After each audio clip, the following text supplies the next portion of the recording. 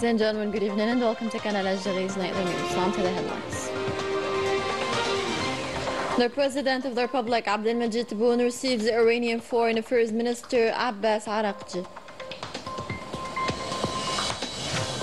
The President of the Republic, Abdelmajid Tebboune, receives as well the Algerian researcher and scientist Karim Zghi.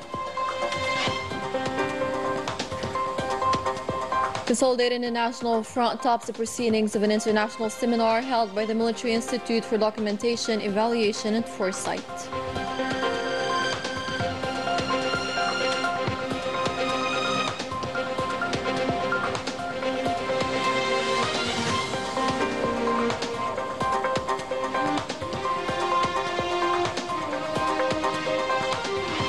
And the editorial of Al-Jaish magazine highlights the steady move of Algeria towards a prosperous future with a clear-sighted vision. Welcome back. We begin with tonight's top story as the President of the Republic, Abdelmajid Tebboune, received on Tuesday the Minister of Foreign Affairs of the Islamic Republic of Iran, Abbas Araghchi. The audience took place in the presence of the Principal Private Secretary to the Presidency of the Republic, the Minister of State, Minister of Foreign Affairs and the National Community Abroad and African Affairs, Ahmed Attaf. Here's what the Iranian Foreign Minister had to say. I had the honor and the privilege to meet the President of the Algerian Republic. The meeting was very warm, during which I conveyed the greetings of the Iranian President, as well as those of the Iranian people. I reiterated the invitation of the Iranian President to his Algerian counterpart to Iran. The relations between the two nations are profound, brotherly and solid. We share the same point of view relating to regional and international issues. We have as well regular consultations. During the meeting, we reviewed bilateral relations, including economic cooperation and political consultation. Regarding the latest development, notably in Palestine, I seized the opportunity to hail the brave and fair stance of Algeria and those of the Algerian President. With these positions, we are nearing the end of these crimes perpetrated by the Zionist entity against the Palestinian people. I pay tribute to the Algerian martyrs. Once again, my gratitude for the warm welcome, progress our relations, waiting for a visit to be paid by the Algerian President to Tehran.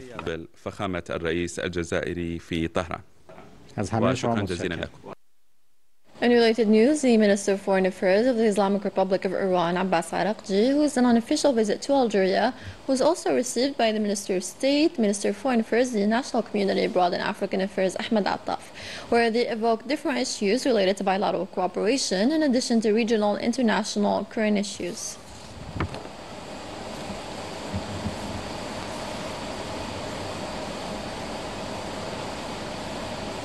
In another presidential activity, the President of the Republic received the Algerian researcher and scientist Karim Zghi. The audience took place in the presence of the Principal Private Secretary to the Presidency of the Republic, the Minister Delegate in charge of renewable energies, Noureddin Yasser. Later on, Karim Zghi made the following statement.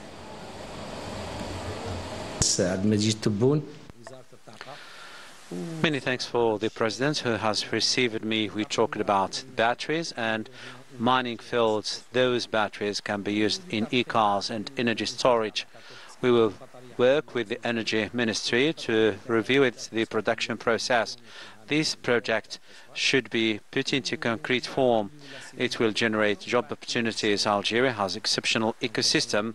It abounds with many potentialities, including schools and universities. We will work together. The President is siding with us to produce these secure batteries being used by Tesla and Mercedes and other companies in China. Thanks and long live Algeria.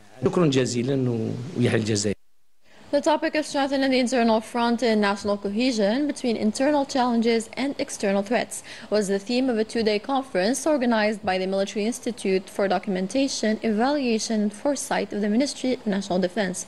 The event took place at the National Army Circle, Bni Messous, 1st Military Region, under the supervision of Major General Saleh Ben Bisha, Secretary General of the Ministry of National Defense. The meeting was attended by the advisor to the President of the Republic in charge of Defense and Security Affairs, the President of the High Islamic Council, the director of the National Institute for Global Strategy Studies, heads of departments, central directors from the Ministry of National Defense, as well as senior officials from the National People's Army, general staff, and other state executives. During his opening address, the Secretary General of the Ministry of National Defense emphasized that the scientific conference would serve as a new contribution to unite efforts and strengthen the internal front in the face of threats targeting our country. Major General Bimbisha said that it is firmly believed that this scientific conference will be crowned with recommendations and proposals through which efforts may be united, and the key elements of a national strategy brought to light will reinforce the internal front against which all attempts to undermine national security and unity will be broken. At the end of the address, warm words of welcome would be extended once again to all those who have accepted the invitation, with success and achievement wished to all professors, experts and guests. Gratitude is also expressed to the Military Institute for Documentation, Evaluation and Foresight for the organization of such events. He then officially kicked off the official opening ceremony. Later on, the director of the Military Institution for Documentation, Evaluation and Foresight of the Ministry of National Defense presented an analysis of the rapidly changing international and regional situation marked by instability and rising conflicts. This calls for unified efforts to strengthen national cohesion in service of our country's supreme interests. The conference, aimed at addressing threats to national cohesion and exploring ways to involve all stakeholders, includes several lectures by experts on topics such as citizenship in school programs, the role of Algerian diplomacy in promoting national identity, and economic development strategies. It was also marked by open debates and contributions from specialists, underscoring the importance of strengthening national unity, civil peace, and a sense of pride and belonging to the country. In its latest issue, titled Securing the Present for a Brighter Future, El Jaysh editorial emphasized that Algeria is steadily advancing on the path to progress and prosperity with a sound and wise vision. The country prioritizes national interests and sovereignty above all else. The editorial highlighted that all the development projects approved by the President of the Republic, which have been practically implemented, are entirely aimed at serving the citizen and meeting his needs. It also underlined the pivotal role of the People's National Army as a fundamental guarantee for the continuity of this developmental journey within the framework of security and stability. Coming up in our news edition. The Malian junta is helplessly trying to conceal its all-level setbacks, plunging the country into a spiral of chaos and instability.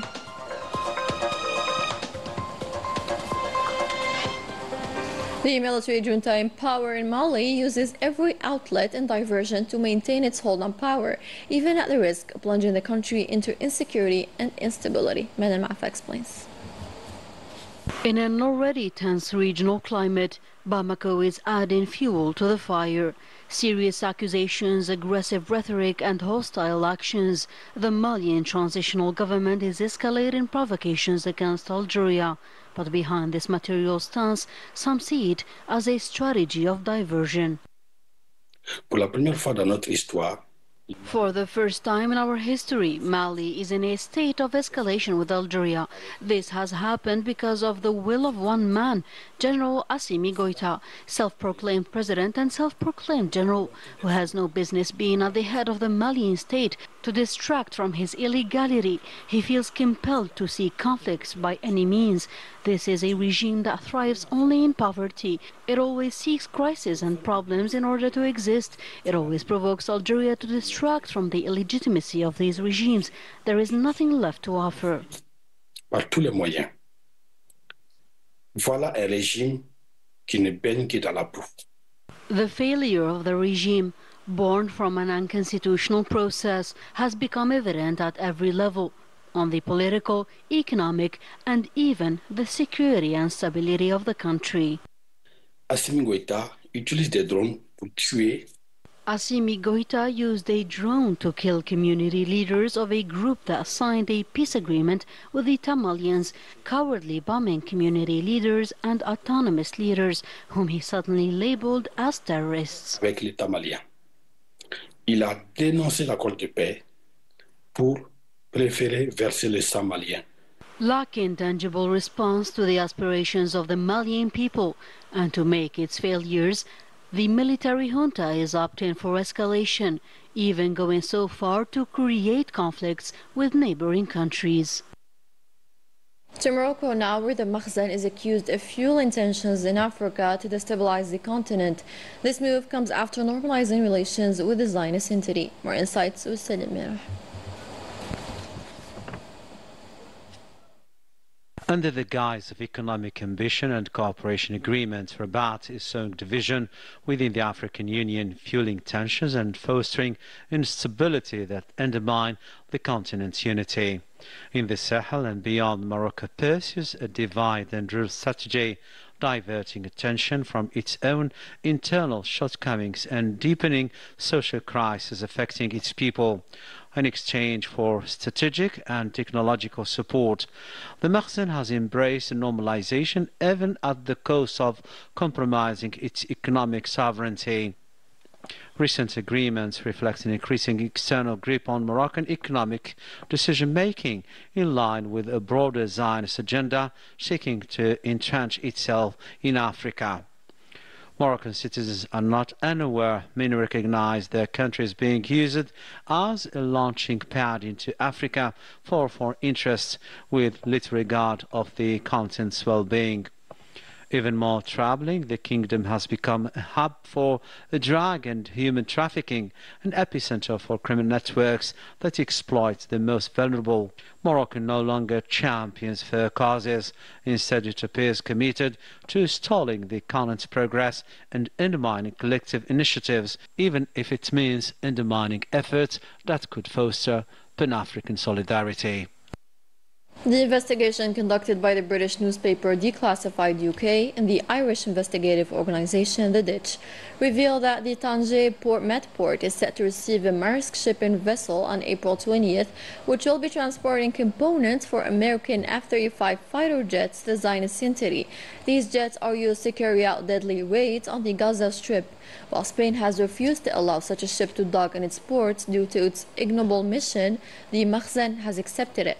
The investigation reveals that the Tangier port is being used as a major transit point for shipping this type of equipment. The components will be unloaded and reloaded onto a second ship, the next Maersk, which will head towards the occupied Palestinian territories. And the Sahrawi file, human rights violations committed by the Makhzen in the occupied Sahrawi territories are denounced by the international solidarity with Sahrawi detainees. In Europe, the refugee camps have organized demonstrations and meetings to put an end to these violations. Salim Merah explains. While the international solidarity with the Sahrawi detainees is launched in Europe, the refugee camps are moving at the same pace, organizing marches and meetings, calling for an end to human rights violations and abuses in Moroccan prisons. The Sahrawi people are determined to continue their struggle, and the Sahrawi state has raised its voice at the international level. The objective of this demonstration is to express international solidarity with our cause and to call on international opinion to pressure the Moroccan occupier to release the Sahrawi political detainees.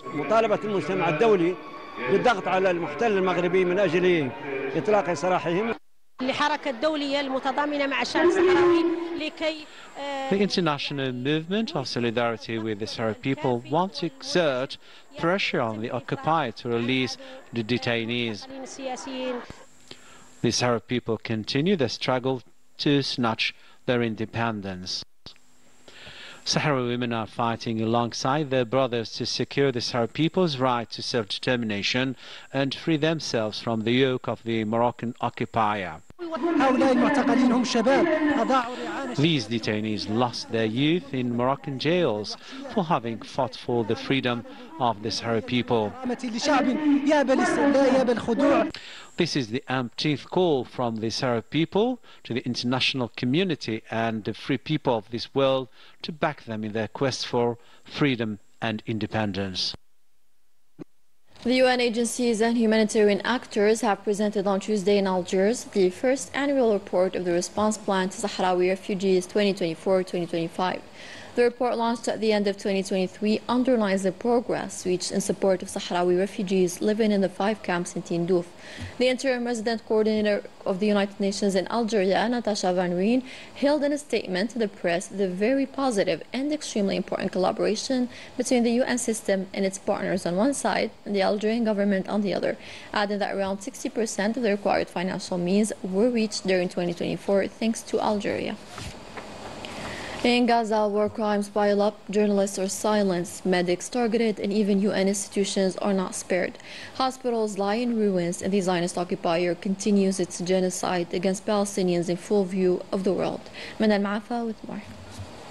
A new massacre in Gaza's Khan Yunis. This time the targets are journalists. Bombed while asleep, they were set on fire under the watch of cameras and their neighbors.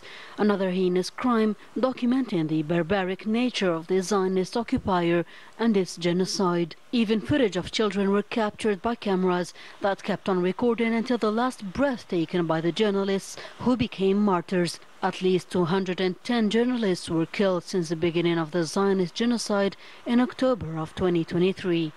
It is a crime against journalists. We are here to convey the truth. As journalists, our job is to make known the suffering of our people to the world. It is yet another war crime among many others committed by the Zionist occupier, as it is the case of the 15 members of the Red Crescent recently discovered in a mass grave. Journalists on the ground are the only ones reporting the reality of what is happening in Gaza. It is a new red line crossed by the Zionists, who in reality have no limits. As a result, dozens of hospitals turned into ruins. The occupier killed and arrested hundreds of medical corps members, some of which are currently being tortured in underground prison cells or have completely vanished. On the occasion of the World Health Day, we call on the international community to send us dialysis machines, medical equipment and critical medical supplies so that we would be able to save lives. Red lines mean nothing for the occupier. War crime after the other. Journalists and medics are targeted and even UN institutions are not spared. Gaza is bleeding and collapsing before the world's eyes. And the question is, how long will the international silence remain? The Minister of State of Energy, Mines and Renewable Energies, Mohammed Alqab, took part in the kickoff of the Mediterranean Energy Conference, an exhibition in Ravenna, Italy, in the presence of the CEOs of Sonatrach and Sonalgas and the Algerian ambassador to Italy. Alqab emphasized the strategic nature of this event in light of the economic, climatic and geopolitical challenges, emphasizing the strength of Algerian-Italian relations and the role of this meeting in strengthening the bilateral partnership and building an integrated energy future in the Mediterranean region. The conference is also an opportunity to strengthen cooperative relations with international companies, such as the Italian companies Eni and Saipem, which expressed their willingness to support Algeria through ambitious projects based on innovation in the energy transition. On the occasion, Alqab reiterated Algeria's commitment to strengthen cooperation with its strategic partners, led by Eni, with a view of intensifying exploration, production, and infrastructure development activities. In higher education, a new platform titled Study in Algeria was launched by the Ministry of Higher Education and Scientific Research that aims to facilitate to foreign students inscription in Algerian universities online in a fast and efficient manner. With that, we end tonight's news. Thank you for watching. Take care.